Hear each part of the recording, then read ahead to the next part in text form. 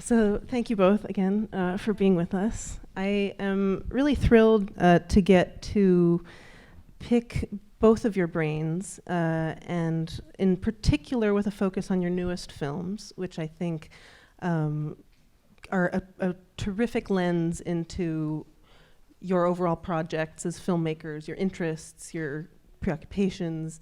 And so I just want us to get into these threads and explore them, and explore sort of how you arrived where you are and how you make your art. So with that very broad goal in mind, I was hoping you could each both get us started by talking a little bit about what led you to filmmaking, and sort of start at the beginning of your relationship with film as writers and directors. What brought you to the medium, and what would you say drives you? What is there, if there's a sort of an organizing principle that drives your work and has driven the films you've made? Can you start us off with sort of this background? Yes. You don't want to go? Yeah, I'll try to answer this question, but it's sometimes difficult to answer those kind of questions, because to me, all of this is a kind of unconscious process that I don't really know how it happened. And yeah, I think I'm from my childhood, I was watching a lot of movies with my brother. We had a VCR, and we were really obsessional with films. And for example, the film of my childhood was Psycho, which seems a bit weird, but it was really our favorite film with my brother, and we kept watching this film sometimes like 2 or 3 times a day. And my parents were not scared at all. I don't know why, now that I'm a mother. But yeah, so then I studied law, which is really different from cinema. But I kept watching films and going to cinema. And but it was more something like a passion. And I was writing also stories for myself. And then a friend of mine asked me to, the cinema school in France, the FEMIS, he said, do you want to pass the exam? It could be fun, but it was really for fun that we went there, not at all thinking of anything. And then I succeeded, and then I started to learn script writing. As I was writing stories, it felt more natural.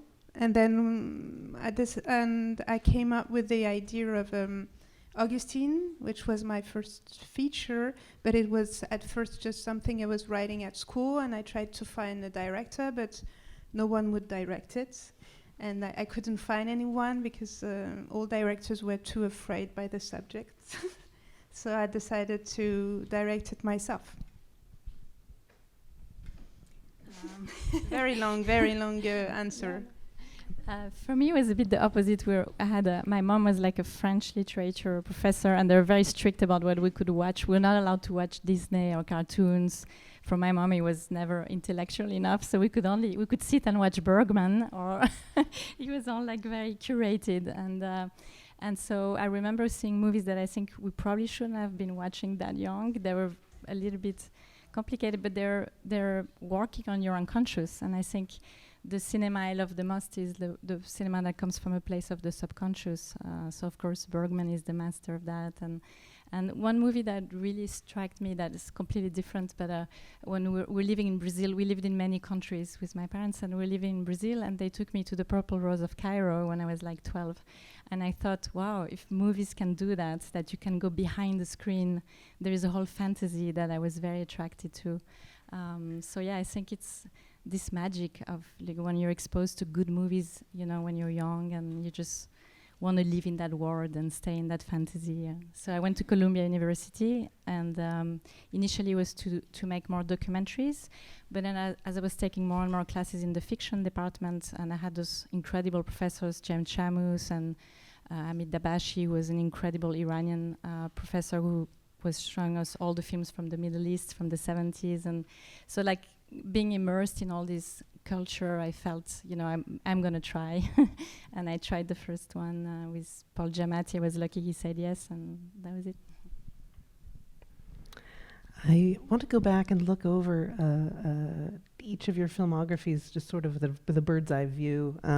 Alice, you mentioned Augustine, your debut feature, which is a period film based on a historical incident, a historical relationship between a doctor and his patient in the 19th century. From there, you moved on to your film Disorder in 2015, and then Proxima in 2019, and finally your new film Revoir Paris, all of which are more contemporary and more sort of have more of an immediacy to their sort of realism. And whereas Sophie, your films, starting with Cold Souls in 2009, and then moving on to Madame Bovary in 2014, and your new film, The Pod Generation, have sort of been similarly inquisitive in terms of scoping out different approaches to storytelling. Cold Souls and The Pod Generation are sort of speculative fiction, works of near future, sort of dystopian speculative fiction, whereas Madame Bovary is, of course, a classic text that you adapted. And so basically, I just wanted to give that overview and then ask you each to talk about how you go about identifying a project or developing a concept for a project, because I think your films, both of you, tend to be really rooted in a particular character or relationship that is placed under a kind of duress and sort of in a moment of crisis. And I wonder if you could just talk about how you land on, so for instance, how could you talk about the sort of personal inspirations that lead you to, say, want to tell a story about the aftermath of a mass shooting, or about the sort of challenges of navigating technology? I don't really know how to also answer this question, but I think it's each time very different, that you can't really, it's also maybe the only thing you learn at school, that there is nothing to learn about, that it's every time, I think, different. It comes sometimes from an image. For example, for my first feature, Augustine, I was struck by this image of a naked woman in front of a public of male, of doctors, and I thought this image, it was what was happening in La Salpêtrière in the hospital, and it was a tableau by Brouillet, and the whole film came from this image, but sometimes it's something else. For Paris Memories, the film I'm presenting tonight, it comes from more personal, it comes from the story of my brother, who was caught in a terrorist attack in Paris, and I wanted to make a fiction about this and a story of resilience. But maybe if I can think of a method, I don't know. It's that it's always come to me from something really personal and intimate. And then I want also to discover a new world that is fascinating to me, and the film is the mix between both of those things. That's for example, for Proxima, it was the world of astronaut. I didn't know anything about it, but I was the theme of the film is a story between a mother and a daughter, and a story of separation. And I know this very well because I'm a mother myself, and I had a daughter of the age of the daughter in the film.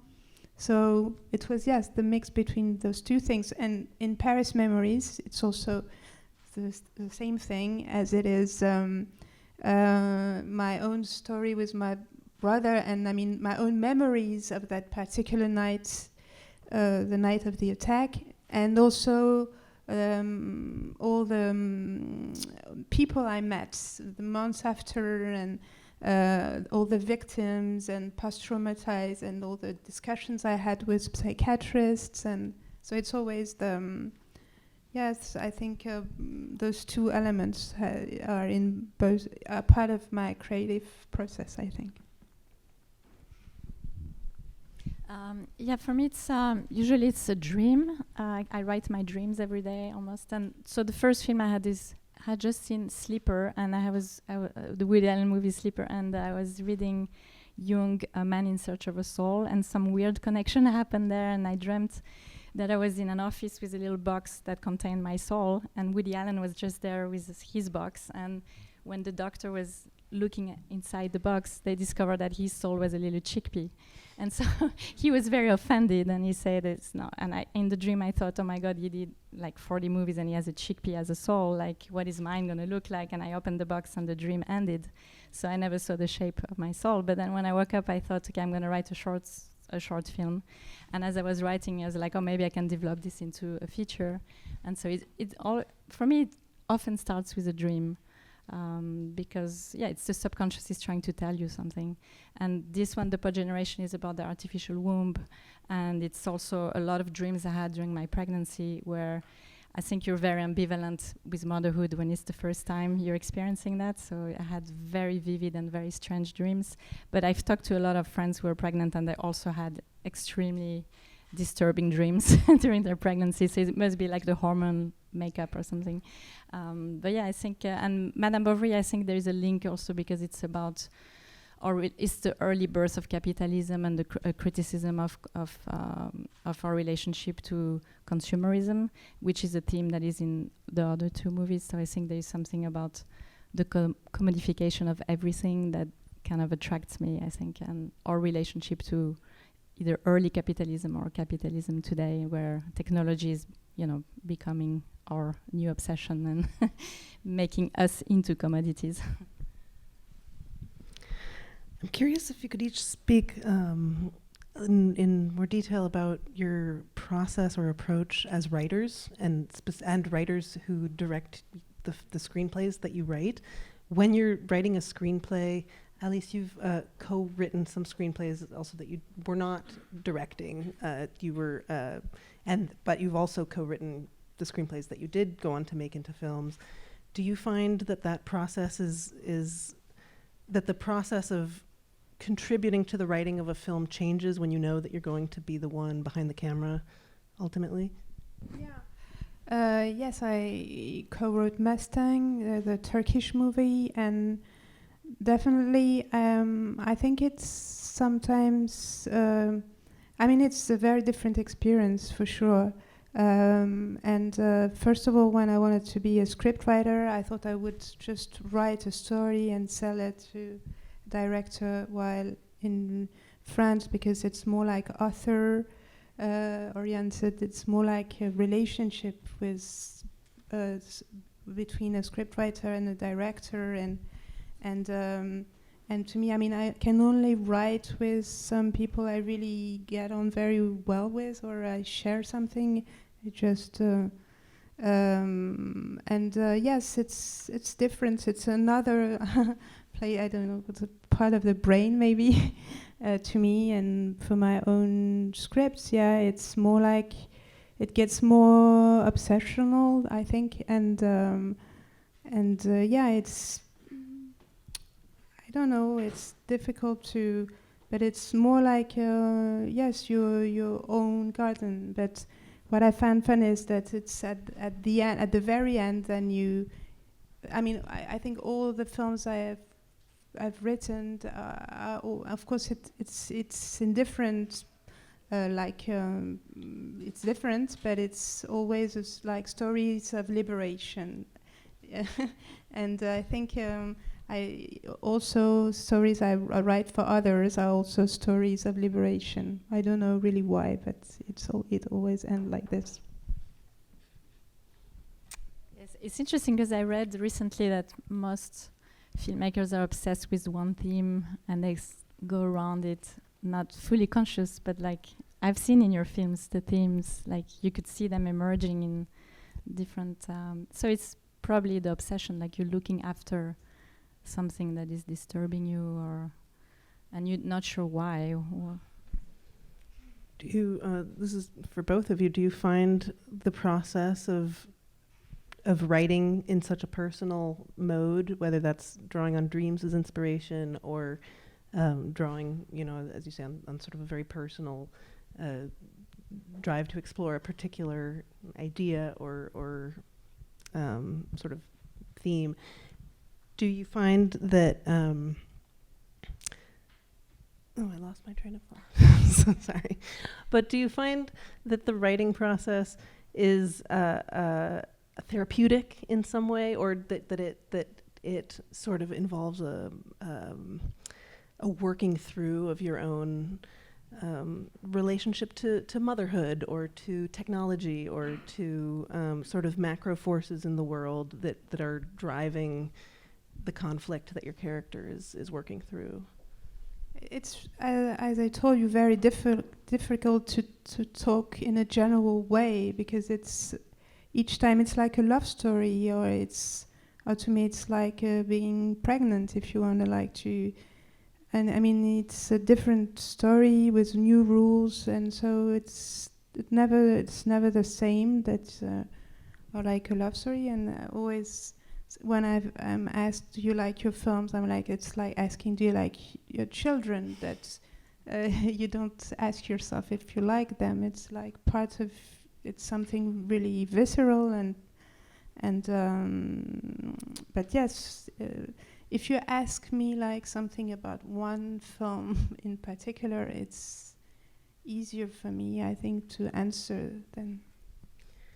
I guess the film I most immediately curious about is Proxima. It's a very intimate film about the inner life of a working mother who has to navigate her own ambitions and like they're profound ambitions. She wants to go to space, but she also is a single mother with a daughter who needs a mother, and it's the film is very much dramatizing the process of her working through her own feelings about this conflict. And did you find, as you were writing that screenplay, was that... I think among contemporary heroines, maybe now there is an injection of infallible character, to reproduce male attributes, which are like infallible, dominant.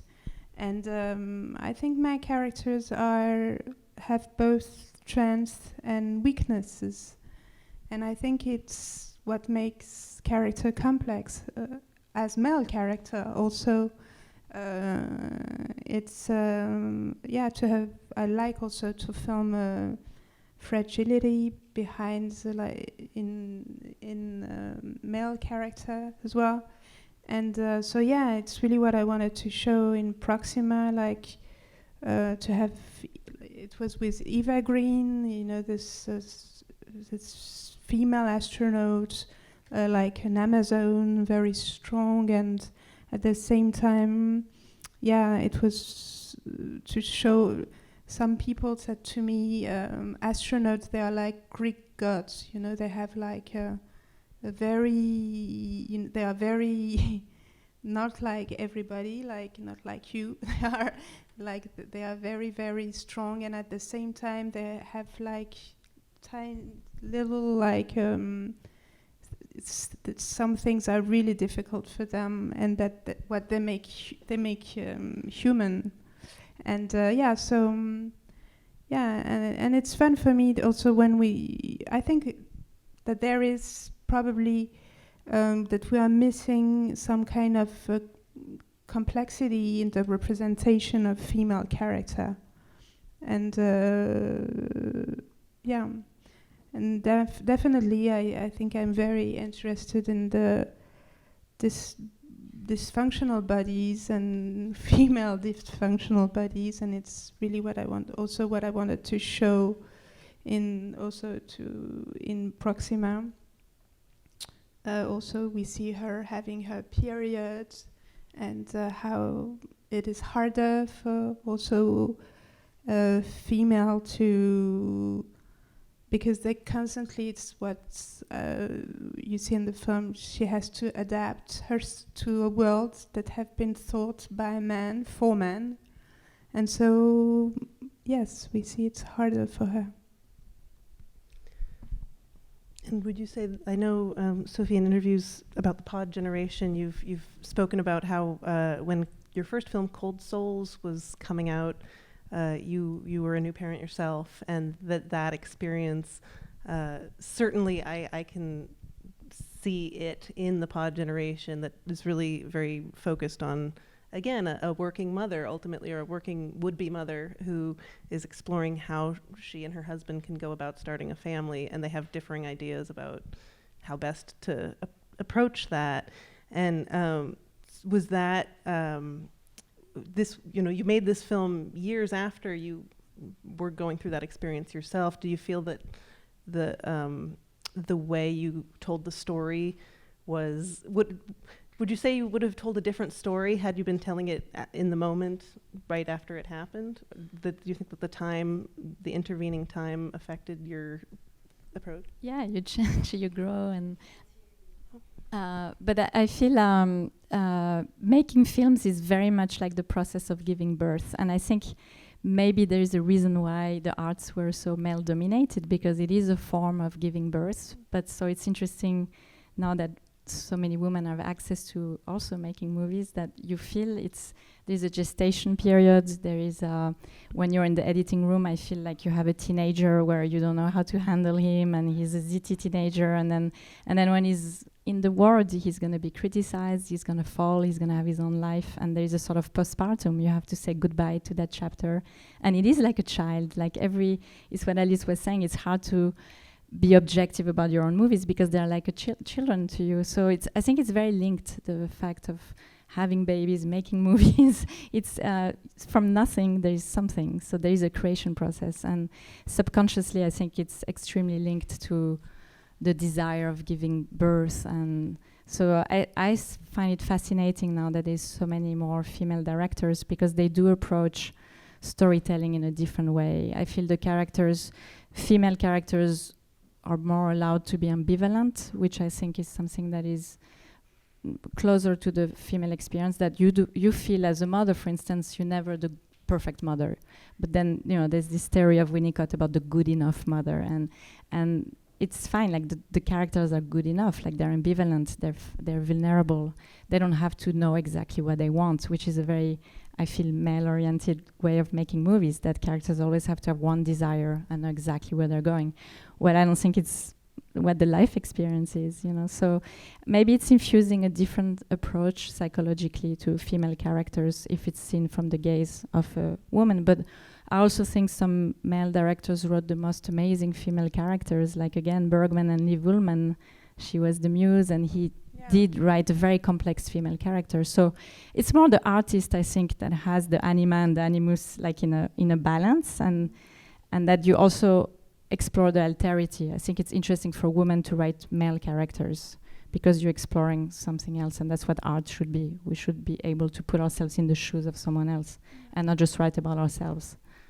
Yeah, and as you say, for example, in my first film, I think I mean, women have all filmed mostly like object of desire, and that was, my first film. I wanted to show how, the character, is becoming from an object of desire. She's like changing and becoming a subject.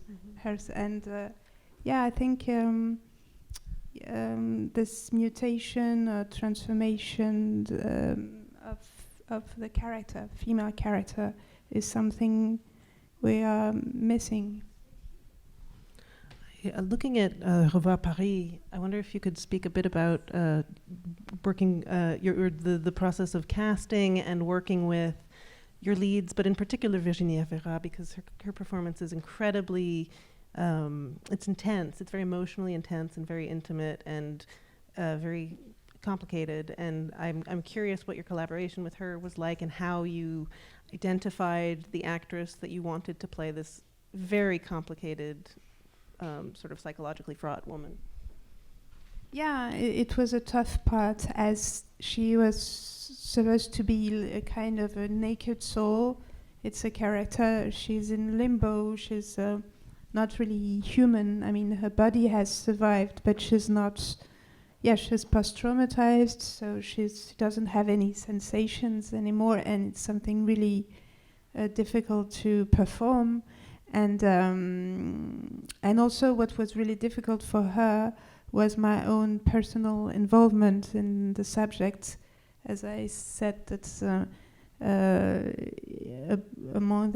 the national trauma, there was my own personal trauma, and she had also, she was okay not to wear some makeup and at all, and to have the same outfit. My producer was very happy not to spend too much money on this, but it's sometimes complex to be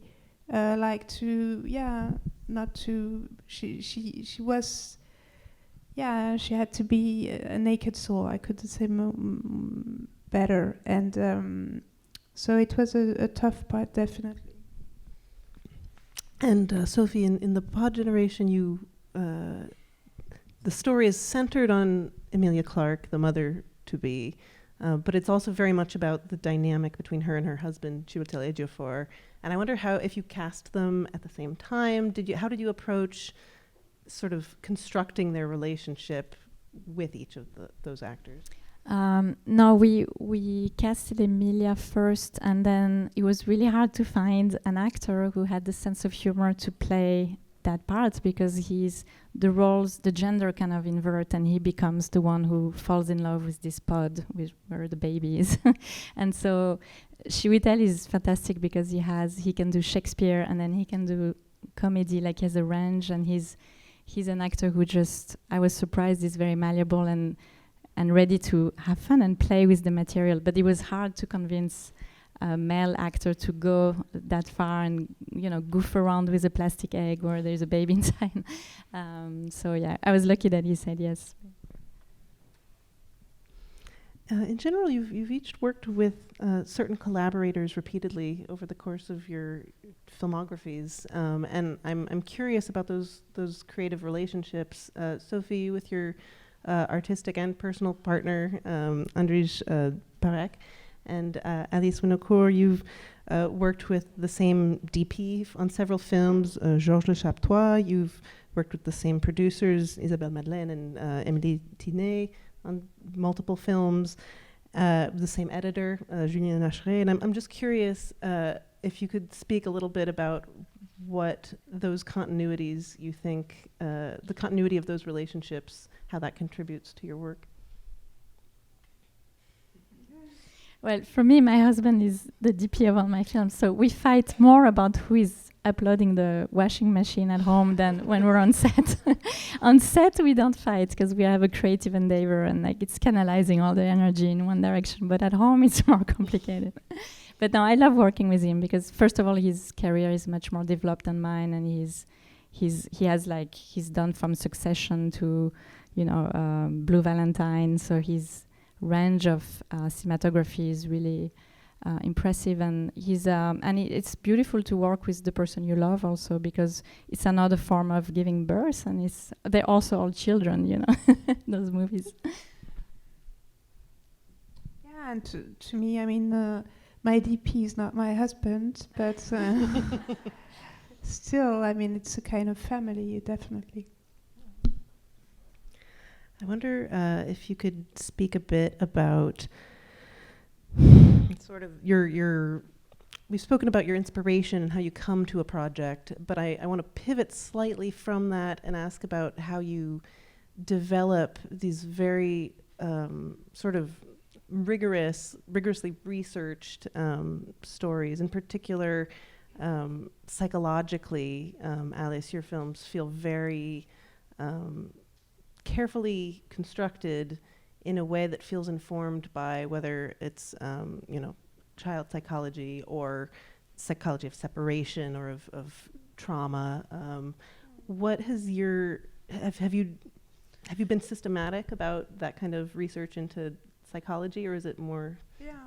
Yeah, as I told you, it's always for me making movie, discovering a new world. And when I was for Proxima, when I was in Kazakhstan, and looking at when there were the launch of rockets, and I was there, it was exhilarating, and it's really to put myself in danger and go in different countries, meeting new people. It's, I think, what it's really, really exciting about me making a film, and also this feeling to have a crew and to have a mission.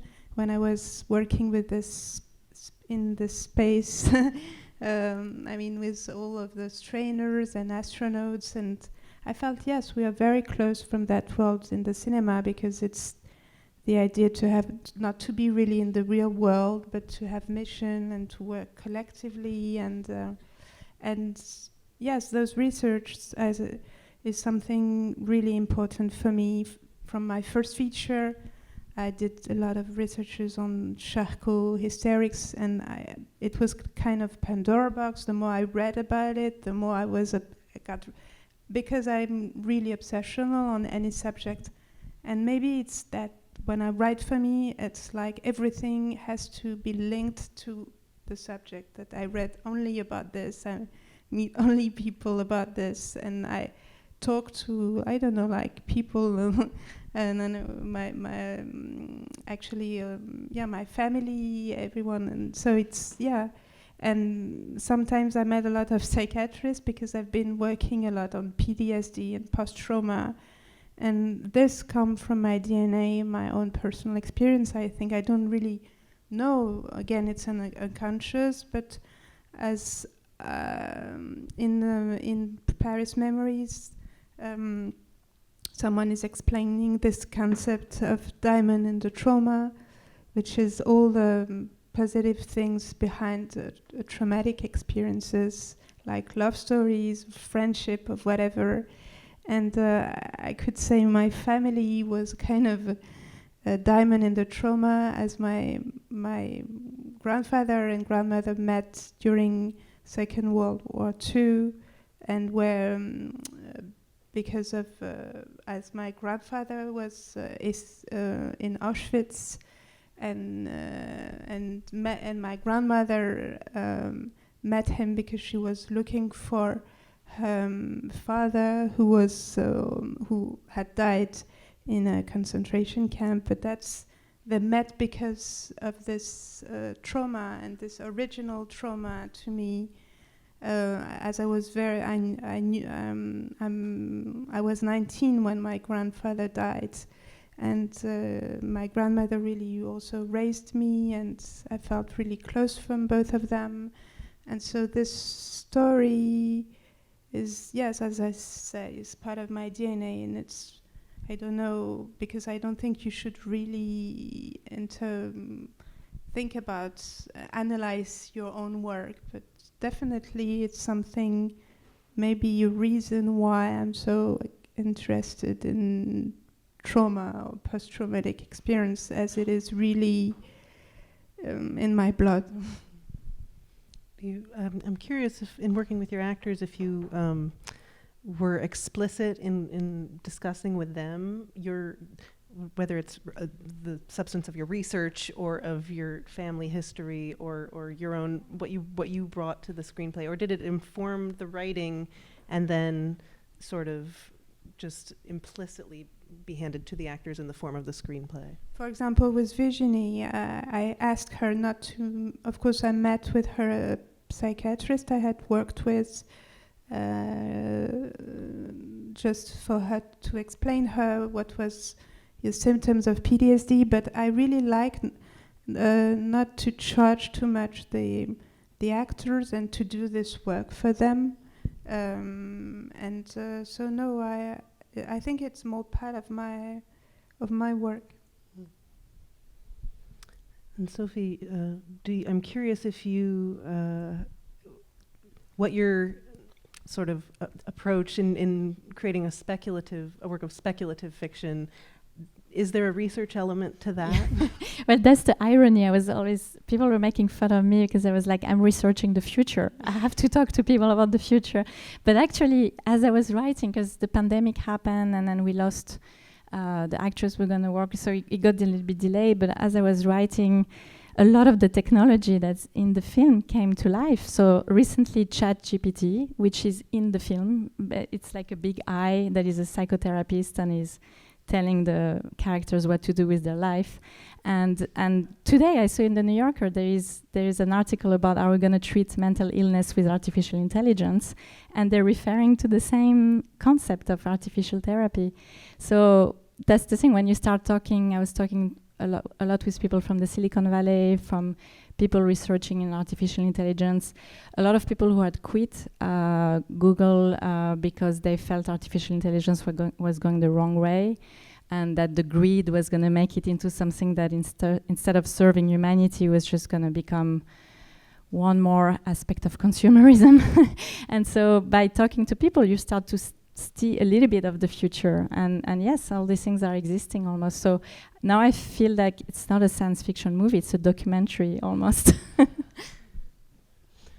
I'm going to open it up in just a moment, but I'm curious, since you're both, celebrating a new film that's newly out in the world, I'm sure you're not necessarily looking ahead to the next thing just yet, but I'm curious as to how you're feeling about where you will go from, like, launched by Revoir Paris, by the pod generation. Do you already have a sort of an eye towards where you want to go from here? Yeah, actually I'm finishing the writing of a horror movie. I think that's, as I told you, that I can only for myself write one film after another, so that's enough for me right now. Before we move on, I'm curious what this is your first horror project. Is that something that you have always had an interest in? Yeah, as I told you, from my childhood, film Psycho, and also from Augustine as well. I was really inspired by exorcism film for that, because staging hysteria, the fits, it was to stage this was really. It's impossible to stage something that is impossible in real life. But then I thought hysterics are like I like possessed women, so I was really inspired by those kind of film, and so for me, dark romanticism and horror is always an inspiration. And even in Paris Memories, of course, it's not a horror movie, but I was very inspired also by many films like Dario Argento movies, and with the DP we talked a lot about those kind of films. So I thought, it's interesting to do really a genre film, a real one for once, and and it takes place in Switzerland, and it's in an English language film. So it's exciting. And same question for you. I'm gonna do a surreal biopic. I don't like the word, but it's a surreal take on Edward Hopper and his wife and muse, who are the same person, and he gets into his paintings and out, and it's a surreal take on his life. Thank you both. I'm excited for both of these projects. Thank you. We do have time for a few audience questions. If anybody has any, there's a mic going around that we can. So if you have a question, just raise your hand.